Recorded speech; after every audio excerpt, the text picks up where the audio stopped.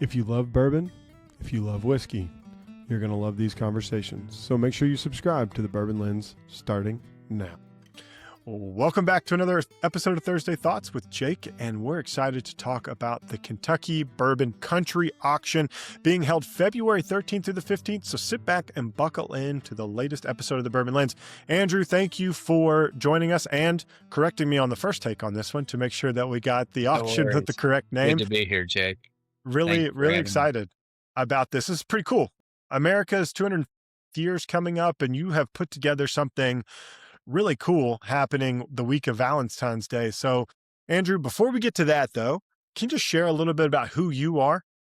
Sure. Well, I've been involved in some form or fashion in the spirits and wine business for over 35 years. I started at Brown-Forman in 1988 and spent 22 years at that wonderful company. And when I left, my last position there was Executive Vice President in charge of North American Wine and Spirits Marketing. And so that was everything from Jack Daniels to Woodford Reserve to Old Forester to all of the great brands that Brown-Forman has in their portfolio. And took a little bit of a sabbatical from the spirits industry and went and ran Papa John's marketing as their global CMO for 4 years, and then ran an ad agency down in Florida named Zimmerman, and then came back in 2015. And that short stint of time that I was away from the bourbon industry, the bourbon boom hit. And when I came back and I was listening to everybody talk about what's happened with bourbon and all the exciting things that were going on with new brands and the lifestyle itself,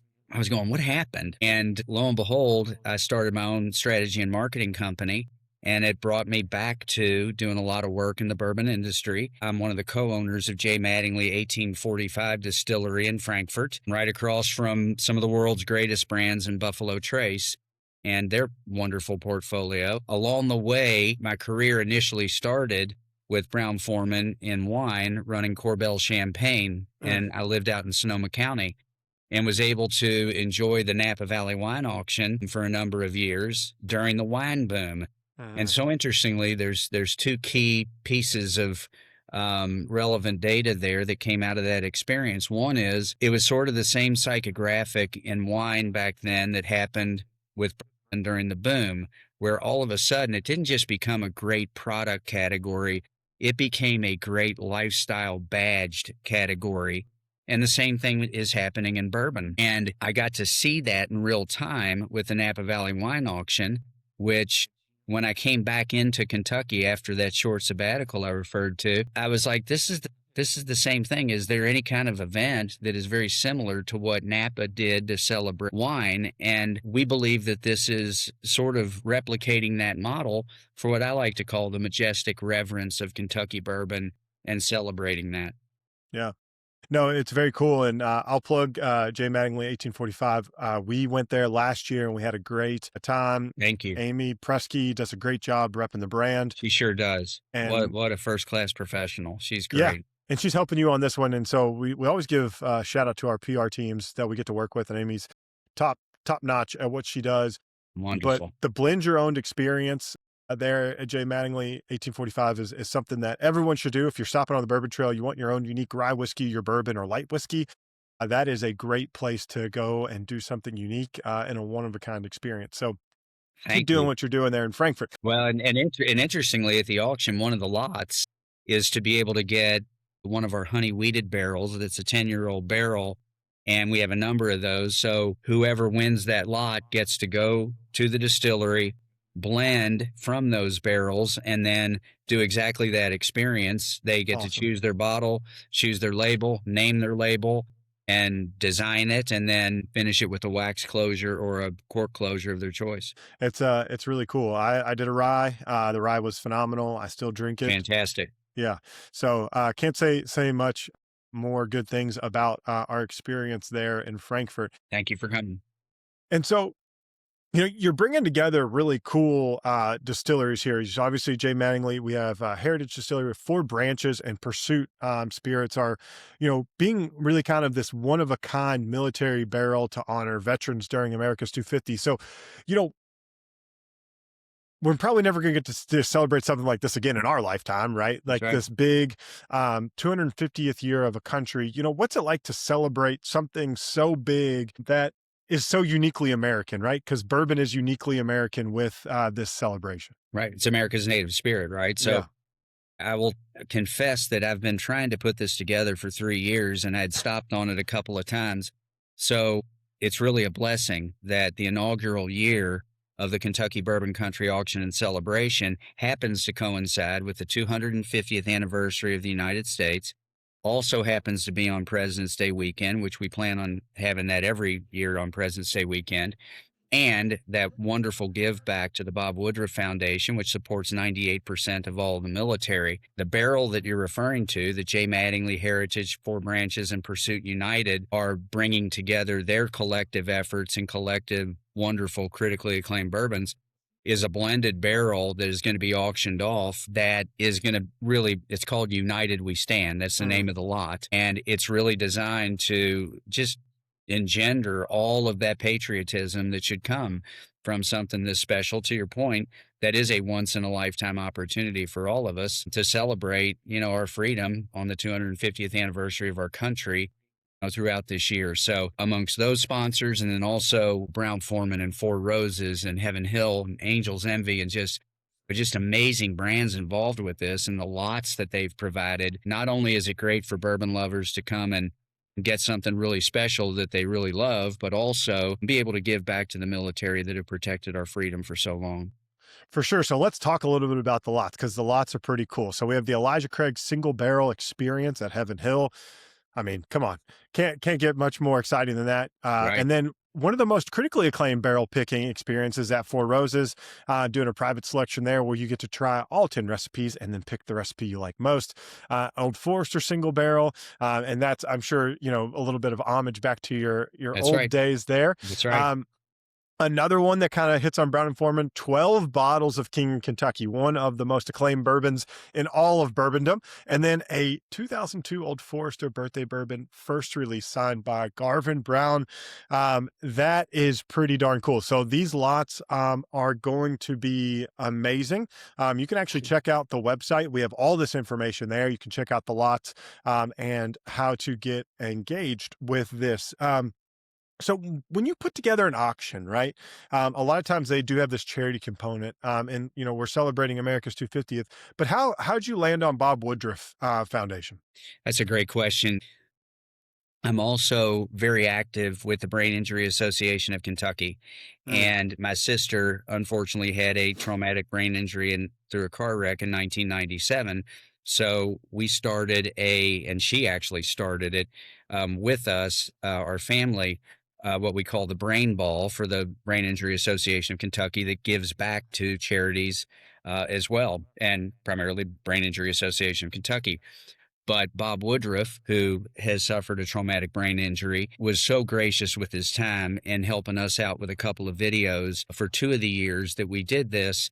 That when all of this came together, I'm just one of these people. I like to give back to people that are given to me, and just reciprocate in the best way that I can. And so when that opportunity presented itself, it was just really easy to go to the Bob Woodruff Foundation, Bob and Dave and their team, and ask if they'd like to partner in it. They also do an event in November that many of us attended as distillers, and it's in New York. That is a bourbon event that then gives back to the Bob Woodruff Foundations. Just naturally, we felt like it was a great extension, and then obviously the fit with the 250th celebration of our country just couldn't have been easier to pull this auction together in this first year.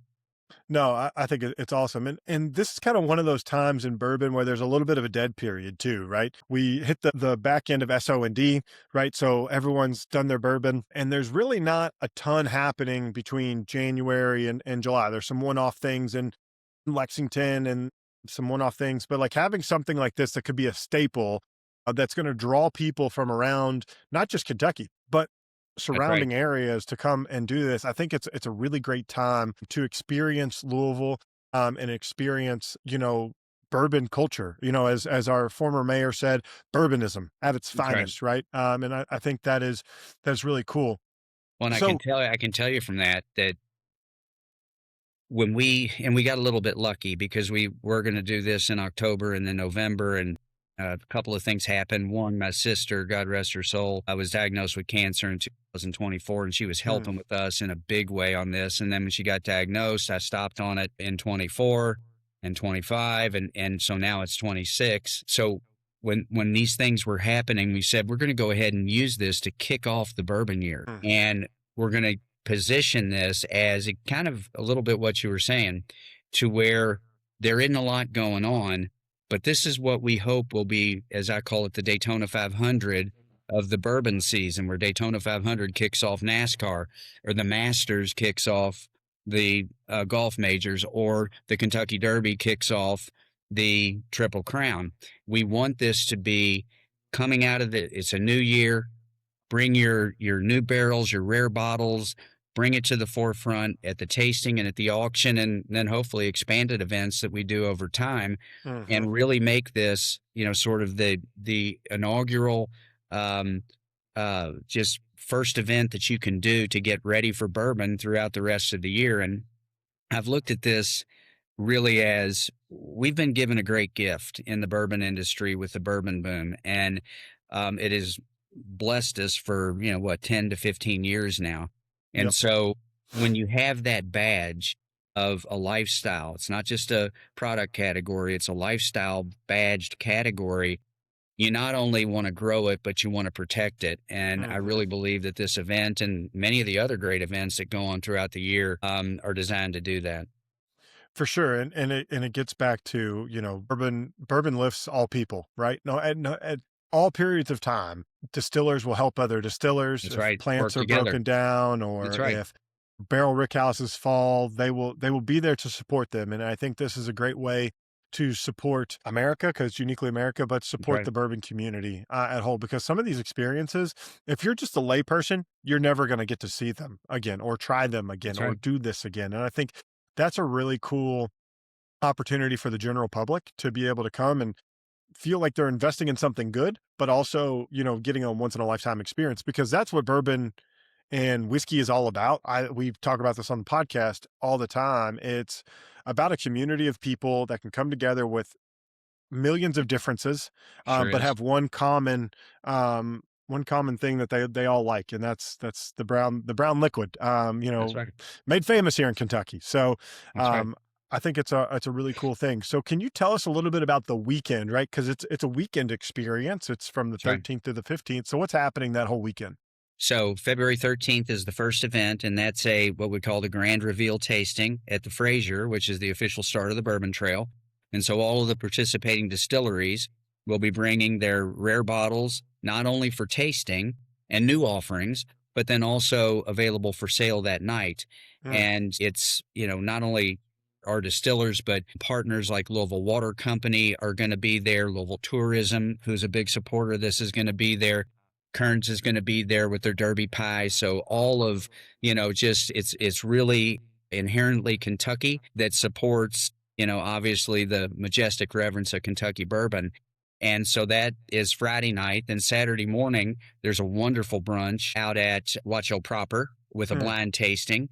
And if you've never been to Watch Hill Proper, I remember the first time I walked in there, it was kind of like the first time I was blessed to go play Pebble Beach Yeah. and see that golf course. I'm like, oh my gosh, this is a shrine to Kentucky bourbon. Hmm. And I mean, those guys really did a great job out there. So if you've never been there, or even if you have, you're going to go out there and get their great food paired with some wonderful bourbons.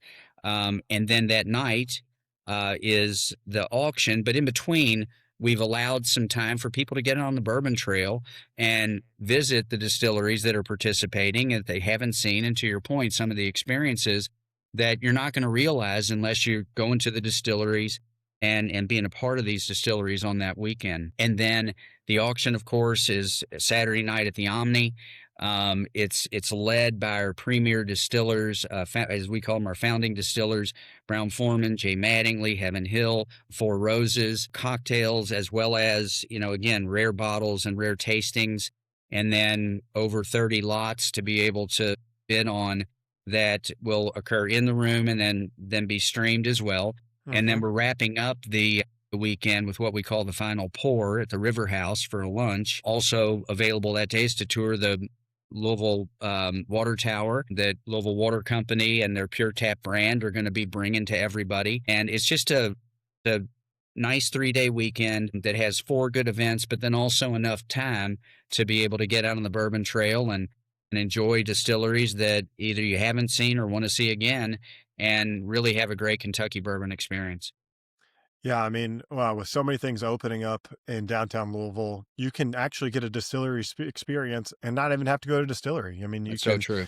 you could literally bar hop to Michter's, to Pursuit, to Bardstown and Green River, Buzzard's Roost. I mean, you did 5 brands in a block and a half. That's right. That's right. And if, Mint Julep Tours Yeah. is a partner and really helping us with this. So they're going to be taking people to a number of different itineraries that they'll have scheduled for everybody. And, check into that on the website, kybca.com, and you can kind of see how all this works together. Yeah. And so are there tickets still available? Tickets still available. We have over 200 people for the grand reveal tasting. We have over 225 people for the auction and growing. And both the brunch and the River House still have some availability for their, 2 events. And if you think about it, we didn't obviously know that President's Day and Valentine's were going to be on the same weekend. But if you haven't done any Valentine's Day plans, here you go. Go to Valentine's Day brunch, come to the auction, and really have such a special evening that, is built-in plans for that weekend if you haven't already planned. We're so excited this is the inaugural year and have the platform of the 250th anniversary and President's Day weekend to really build off of. Yeah, no, it's really exciting, and I'm glad that there's something like this happening. I think it's Great. it's a very good opportunity to try the majestic bourbon, as you've been saying. I think, Majestic reverence. That's right. yeah, it's what it is. I mean, it is. Every sip tells a story. Well, if you think about it, and I look at Kentucky bourbon this way, we come to cities and we go to states and places because of lifestyle, not because that's where we want to go work, right? So Nashville had a calling card of country music, and country music was their lightning rod, right? And so then all of the other wonderful peripheral things have been built around that. Florida has sunshine and beaches, and all of the peripheral things that are built in Florida that have nothing to do with sunshine and beach are built because of that lifestyle. We are blessed to have the bourbon lifestyle. People want to come to Louisville. They want to come to Kentucky because that lifestyle enriches them. Emotionally, they can attach to it. And the product is obviously the delivery vehicle by which that happens. Yeah. But it is something that is so special for us that when we focus on that as a collective community, then all of the periphery that comes around it and within it expands and gets bigger and better.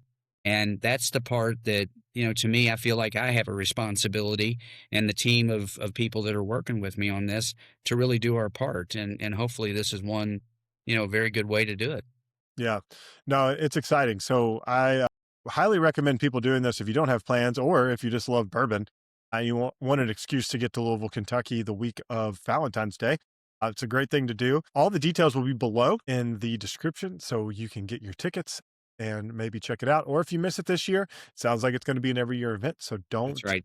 don't delay, but maybe next year if this year is not your year. Andrew, thank you for joining us to talk all things about the auction and just about your all's passion behind this. Great. And excited to see what the future of this looks like. Jake, thanks so much for having me. I appreciate it. Cheers. Okay, stop. Thank you for listening to this episode of the Bourbon Lens. If you want more exclusive content, go over to patreon.com/Bourbon Lens and join our growing community. If you just want to stay friendly with us, you can go over to Instagram, X, and Facebook and follow us there. Also, our YouTube page is growing and we're producing more content there like Thursday Thoughts and 5-Minute Fridays. So don't forget to smash the subscribe button and catch all the content that we are producing every week. And until next time, cheers.